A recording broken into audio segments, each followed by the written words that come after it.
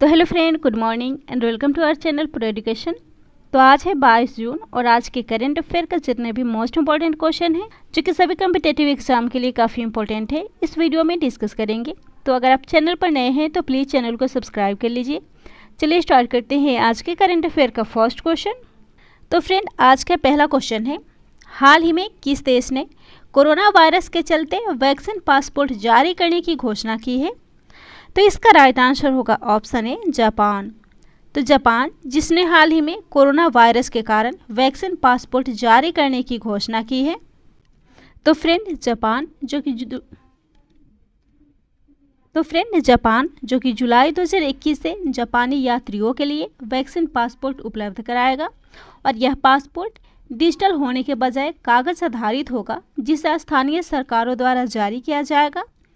तो पासपोर्ट में धारक की टीकाकरण की तारीख और उन्हें प्राप्त शॉट के निर्माता जैसी जानकारियां उपलब्ध होंगी। सभी जानकारियों को अंग्रेजी और जापानी दोनों भाषाओं में प्रकाशित किया जाएगा। तो यह बात हो रही है जापान की, जो कि पूर्वी एशिया में स्थित एक द्वीपीय देश है। जापान की राजधानी है टोक्यो। जापान के वर्तमान सम्राट है नारुहितो। जापान के प्रधानमंत्री हैं योशिहिदे सुगा। जापान जो कि दुनिया का 11वां सबसे अधिक आबादी वाला देश है। साथ ही जापान के लगभग 3/4 भाग पहाड़ी भूभाग से घिरा हुआ है। जापान का जापानी नाम निहोनिया निपॉन है, जिसका अर्थ होता है उगते सूरज की भूमि, और यह माना जाता है कि सबसे पहले सूरज जापान से निकलता है। और विश्व के सबसे ज़्यादा शिक्षित लोग भी जापान में हैं। यहाँ की साक्षरता दर 100% है। वहीं किमीगाओ जापान का राष्ट्रीय गान है, जो दुनिया का सबसे छोटा राष्ट्रीय गान है। और विश्व के सबसे अधिक एनिमेशन आधारित मनोरंजक कार्यक्रम जापान में बनाए जाते हैं। साथ ही प्रसिद्ध डोरेमोन कार्टून सबसे पहले जापान में बनाया गया था। जापान विश्व का एकमात्र ऐसा देश है जहां मुसलमानों की नागरिकता नहीं दी जाती है। और पूरे विश्व में चौकोर तरबूज की खेती भी जापान में की जाती है। जापान में 50,000 लोग ऐसे हैं जिनकी उम्र 100 साल से भी ज़्यादा है, जबकि जापान में बच्चों से ज़्यादा पालतू जानवर पाले जाते हैं। अगला क्वेश्चन है, अमेरिकी data intelligence for morning consult के सर्वे में ग्लोबल लीडर्स की रैंकिंग में किसे प्रथम स्थान प्राप्त हुआ है? तो इसका राइट आंसर होगा ऑप्शन ए नरेंद्र मोदी। यानी कि भारतीय प्रधानमंत्री नरेंद्र मोदी जी को अमेरिकी data intelligence for morning consult के सर्वे में ग्लोबल लीडर्स की रैंकिंग में प्रथम स्थान प्राप्त हुआ है। और प्रधानमंत्री नरेंद्र मोदी को लोकप्रियता में 100 में से 66 नंबर मिले हैं। और इस सर्वे में अमेरिका, ब्रिटेन, रूस, ऑस्ट्रेलिया, कनाडा, ब्राज़ील, फ्रांस और जर्मनी सहित 13 देशों के नेताओं को शामिल किया गया था, जिसमें प्रधानमंत्री नरेंद्र मोदी के बाद दूसरे स्थान पर इटली के प्रधानमंत्री मारियो ड्रैगी हैं।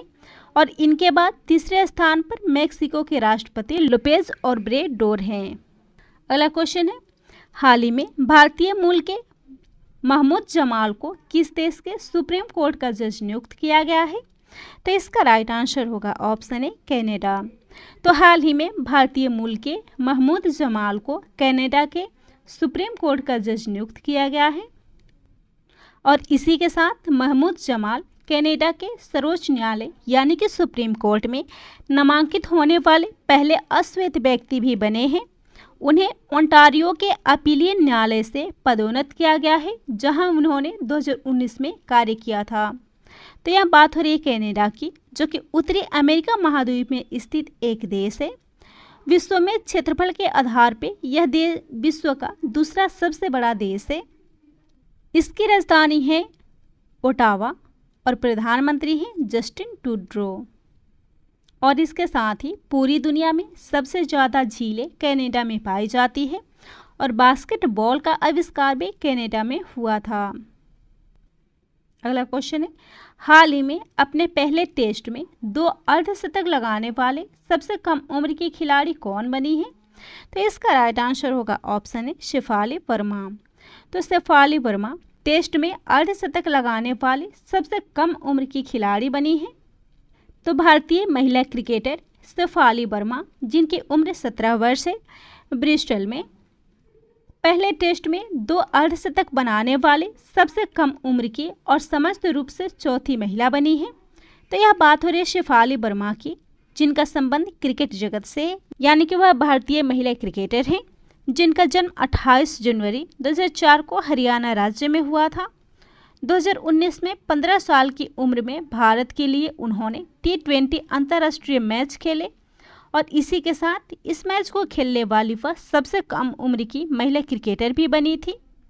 अगला क्वेश्चन है, हाल ही में एज ऑफ लिविंग इंडेक्स 2020 में कौन सा शहर प्रथम स्थान पर है?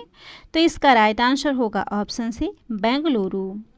तो बेंगलुरु हाल ही में एज ऑफ लिविंग इंडेक्स 2020 को जारी की गई है, जिसमें इसे प्रथम स्थान प्राप्त हुआ है। और एज ऑफ लिविंग इंडेक्स को जारी किया है centre for science and environment ने, जिसने बेंगलुरु को भारत के सबसे रहने योग्य शहर के रूप में नामित किया है। तो ease of living index 2020 Bharat के पर्यावरण राज्य 2021 नामक रिपोर्ट का एक हिस्सा है, जिसमें बेंगलुरु को भारत के सबसे रहने योग्य शहर के रूप में नामित किया गया है। और दूसरे स्थान पर चेन्नई, तीसरे स्थान पर शिमला, चौथे स्थान पर भुवनेश्वर और 5वें स्थान पर मुंबई है। तो यह बात हो रही है एज ऑफ लिविंग इंडेक्स की, जो कि पहली बार 2018 में लॉन्च की गई थी और 2020 में जारी यह इंडेक्स इसका दूसरा संस्करण है। तो फ्रेंड, यह बात हो रही है हाल ही में जारी इंडेक्स की।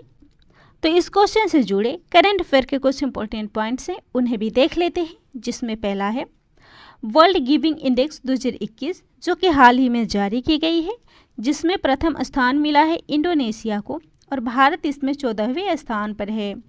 वहीं ग्लोबल लिवेबिलिटी इंडेक्स 2021 में ऑकलैंड प्रथम स्थान पर है, जो कि न्यूजीलैंड का एक शहर है।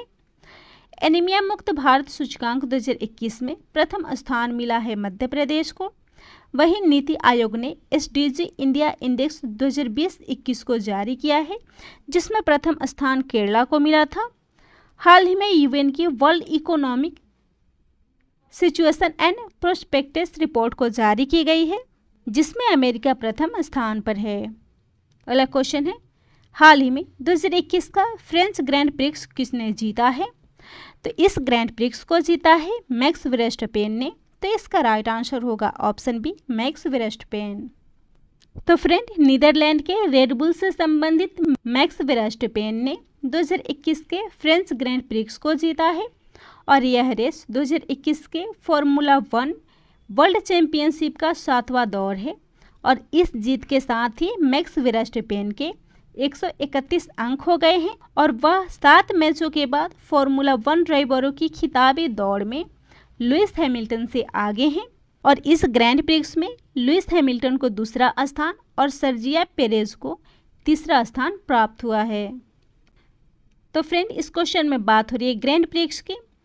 तो ग्रैंड प्रिक्स, जो कि फॉर्मूला 1 कारों की वार्षिक प्रतियोगिता है, जिसका आयोजन मार्च से नवंबर माह के बीच किया जाता है। और हाल ही में जारी कुछ ग्रैंड प्रिक्स को भी देख लेते हैं, जिसमें पहला है मोनाको ग्रैंड प्रिक्स, जो कि हाल ही में आयोजित की गई थी, जिसको जीता था मैक्स वर्स्टपेन ने। वहीं स्पेनिश ग्रैंड प्रिक्स को जीता है लुइस हैमिल्टन ने। पुर्तगाल ग्रैंड प्रिक्स फॉर्मूला 1 रेस को जीता है लुइस हैमिल्टन ने, जबकि एमिलिया रोमांगा फॉर्मूला 1 ग्रैंड प्रिक्स को जीता है मैक्स वर्स्टपेन ने। और बहरीन ग्रैंड प्रिक्स 2021 को जीता है लुइस हैमिल्टन ने। अगला क्वेश्चन है, हाल ही में अंतर्राष्ट्रीय योग दिवस कब मनाया गया है? तो इसका राइट आंसर होगा ऑप्शन डी, 21 जून को। तो प्रत्येक वर्ष 21 जून को अंतर्राष्ट्रीय योग दिवस मनाया जाता है। तो फ्रेंड, संयुक्त राष्ट्र के द्वारा प्रत्येक वर्ष 21 जून को विश्व स्तर पर इस दिवस को मनाया जाता है। तो योग, जो कि एक प्राचीन शारीरिक, मानसिक और आध्यात्मिक अभ्यास है और इस वर्ष का विषय है कल्याण के लिए योग। और इसी के साथ 21 जून को अंतर्राष्ट्रीय संक्रांति उत्सव दिवस भी मनाया गया है, जिसे भी विश्व स्तर पर मनाया जाता है। तो हाल ही में 21 जून को संक्रांति अंतर्राष्ट्रीय संक्रांति दिवस मनाया गया है। संक्रांति वह बिंदु है जिस पर सूर्य दुनिया से अपनी सबसे बड़ी दूरी पर होता है और विश्व अंतरिक्ष का सबसे न्यून बिंदु होता है। तो ईसाइयों, मुसलमानों और अन्य धर्मों के लिए संक्रांति और विशु दोनों का अपना अपना महत्व होता है और इसी के साथ 21 जून को विश्व स्तर पर विश्व संगीत दिवस भी मनाया जाता है। अगला क्वेश्चन है, the nutmeg's curse parable for planet in crises नामक पुस्तक को हाल ही में किसने लिखा है? तो इस पुस्तक को लिखा है अमिताभ घोष ने। तो इसका राइट आंसर होगा ऑप्शन ए अमिताभ घोष। तो फ्रेंड, द नटमेग्स कर्स जो कि जायफल की अपने मूल बंदा द्वीपों से यात्रा, मानव जीवन और पर्यावरण के शोषण की व्यापक औपनिवेशिक मानसिकता पर प्रकाश डालती है, जिसको लिखा है अमिताभ घोष ने। और इसी के साथ 2021 में आए कुछ बुक और उसके ऑथर को भी देख लेते हैं, जिसमें पहला है मनोहर पारिकर ऑफ द रिकॉर्ड, जिसको लिखा है वामन सुब्रा प्रभु ने। इन परसू ऑफ जस्टिस, जिसको लिखा है स्वर्गीय जस्टिस राजेंद्र सच्चर ने। वही वहाना मास्टर क्लास को लिखा है अल्फ्रेड कोवेली ने। द कॉमनवेल्थ ऑफ क्रिकेट, जिसको लिखा है रामचंद्र गुहा ने। The population myth, Islam, family planning and politics in India, जिसको लिखा है याकूब कुरैशी ने। राइट अंडर आवर नोज, जिसको लिखा है आर गिरिधरन ने। India 71 year test, the journey to triumph in India, जिसको लिखा है आर कौशिक ने।